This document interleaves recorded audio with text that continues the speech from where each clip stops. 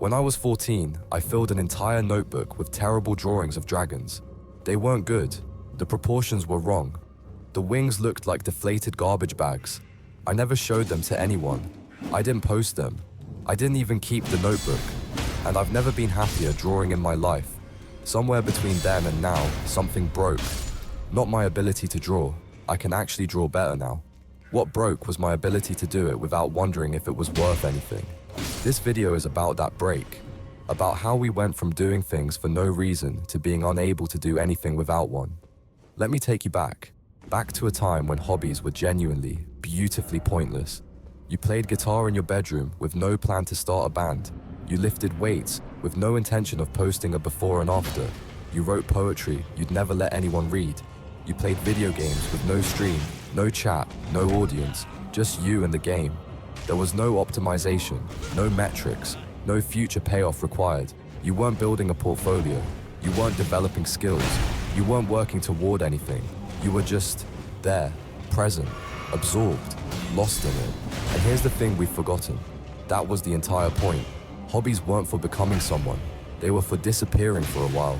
They were the corners of your life where achievement didn't matter, where you could be clumsy, mediocre, obsessive, or weird without it meaning anything about your worth. A hobby was a place where you could fail and it didn't count because it wasn't for anything. It was just for you. But then something shifted, slowly, quietly, insidiously. Productivity culture, which used to stay contained to the workplace, started colonizing the rest of our lives, and leisure became suspicious. Suddenly, if you were gaming, people asked, why not stream? If you were writing, they said, you should start a Substack. If you were fit, it was, you could monetize coaching. If you were learning something, anything, you should make content about it. Every single thing you did for fun became a potential side hustle, a personal brand asset, a stepping stone. Nothing could just exist anymore. Everything had to become something. This wasn't just about money, it was about identity. We internalized this idea that leisure without output was wasted potential, that if you're spending time on something, you should have something to show for it. Relaxation became ROI, hobbies became resume lines, play became practice, and here's the part that really gets me. We did this to ourselves. Nobody forced us to turn our sketchbooks into Instagram accounts. Nobody mandated that every run be logged on Strava. We chose it. But we chose it because the culture made us feel like we had to. Because productivity didn't just enter our work hours, it annexed leisure entirely. So what happens when you take something you love and add metrics to it? It stops being play. Let me explain. The moment you start tracking views, likes, followers, or stats on something you used to do for fun, the entire psychological relationship changes. Views replace joy. Consistency replaces curiosity. Growth replaces experimentation. Comparison replaces immersion. Because once something can be measured, it can be judged. Once it can be judged, it can be optimized. And once it's optimized, it stops being fun. This is why people quit drawing the moment they start posting their art. Because suddenly, they're not drawing for themselves anymore. They're drawing for an imagined audience that might not care. This is why gym progress photos kill motivation. Because the workout stops being about how you feel and starts being about how you look to others. This is why tracking KD ratios ruins games. Because winning stops being satisfying and losing becomes humiliating. This is why musicians abandon their instruments after starting a YouTube channel. Because playing becomes content creation, and content creation is labor. The metrics don't enhance the hobby, they replace it. But here's where it gets truly insidious. Even when we try to just enjoy something, we can't. Because there's this voice now, this quiet, nagging voice that whispers, this is unproductive. You sit down to read a book and think, I should be working on my side project. You play a game and feel guilty because you're not learning a skill. You take a walk without your phone and feel anxious because you're not tracking steps. You're doing the hobby, you're physically present, but mentally, you're calculating opportunity cost. You're relaxing, but you're aware you're relaxing, which means you're not really relaxing at all. And if you actually manage to enjoy something, genuinely lose yourself in it, there's this weird feeling afterward. Like you got away with something, like you cheated.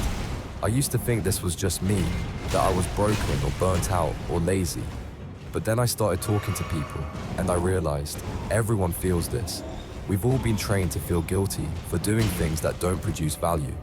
And here's the line that really clarified it for me. I wasn't failing to relax. I was succeeding at capitalism. Because that's what this is.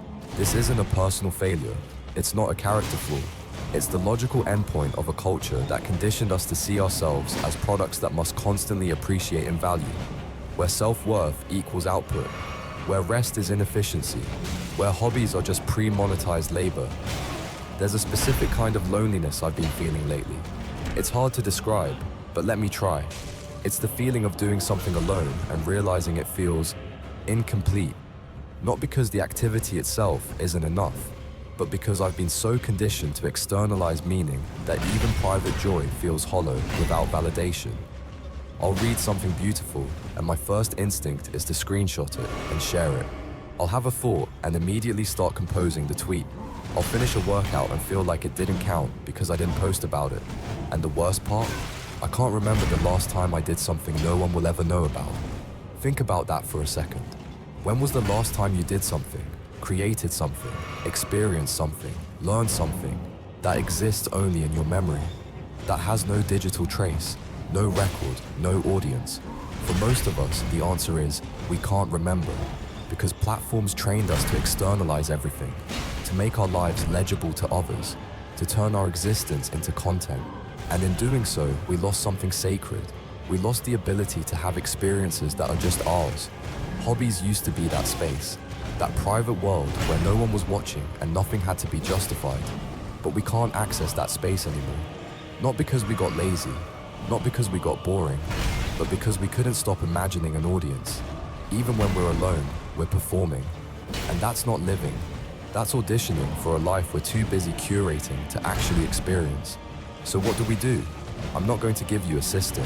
I'm not going to sell you a course on reclaiming joy or whatever, because that would just be more productivity culture dressed up as resistance. But I do think there's a way out, and it starts with permission. Permission to be bad at things. Do something you're terrible at and will never improve at. Draw with your non-dominant hand. Sing off key. Write a poem that makes no sense. Let yourself be clumsy and ridiculous and free. Permission to keep things offline. Choose one hobby that never touches the internet. No posts, no photos, no mentions. Let it exist only in your body and your memory. Permission to abandon progress. Stop tracking, stop logging, stop measuring. If you run, don't track distance. If you read, don't count books. If you create, don't archive it. Let things dissolve back into time. Permission to create without sharing. Make something and then don't show anyone. Not because it's bad, but because it's yours. Because some things are too precious to be content. Permission to choose joy with no ROI. Do things that will never make you money, never impress anyone, never lead anywhere. Do them badly. Do them inconsistently. Do them for no reason at all. Because here's what I've learned. Not everything needs to grow. Some things need to stay small so they can stay alive. Your hobbies don't need to be optimized. They don't need to scale. They don't need to become anything other than what they are. A refuge from a world that demands you always be becoming. So go be useless for a while. Go disappear into something that doesn't matter. Go waste your potential on something beautiful and pointless and entirely your own. The world will tell you this is irresponsible. The world is wrong. What's a hobby you lost? Let me know in the comments. And if you actually want to support this channel, not because you have to, but because you want to, links below. Otherwise, go do something completely pointless. I'll be here when you get back.